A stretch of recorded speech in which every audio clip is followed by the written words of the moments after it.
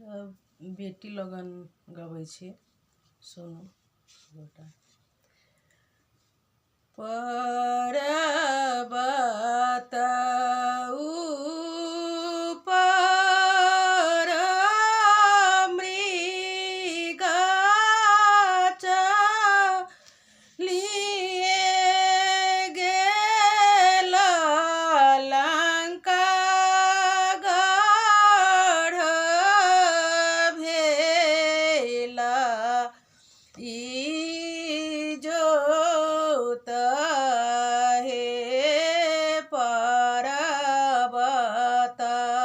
ऊपर मृग चलिए गेल लंका गढ़ भेला इजोत हे लक्ष्मी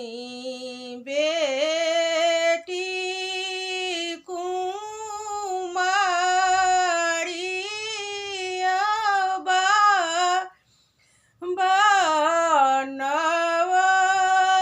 बनवलख मांगत दहेज हे लक्ष्मी बेटी कुमारी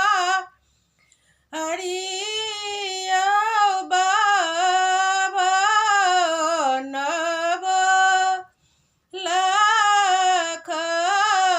मांगत दहेज हे 9 लाख हरि 9 लाख दे हरि 9 लाख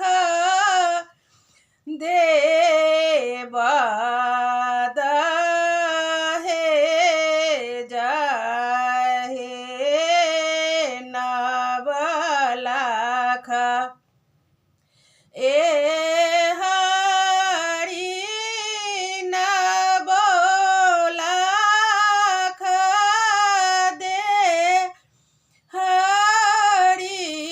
9 लाख देव दहेज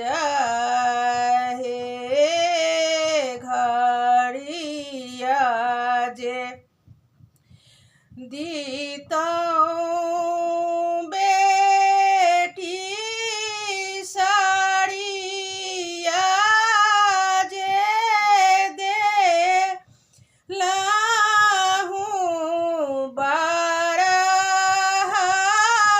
बरद धेनु गाई हे थरिया जे देलाहूँ बेटी साड़िया जे देलाहूँ 12 बरद धेनु गाई हे तबा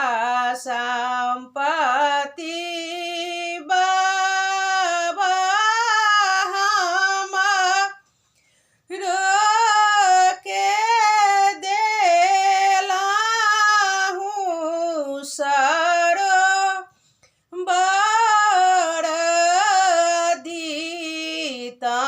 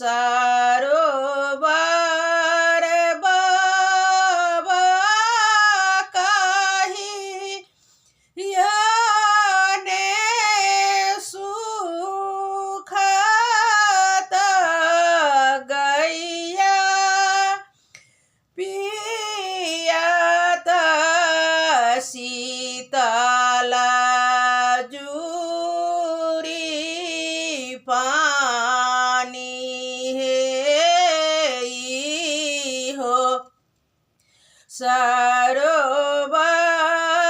बाबा कहियो ने सुखत गैया पियत शीतल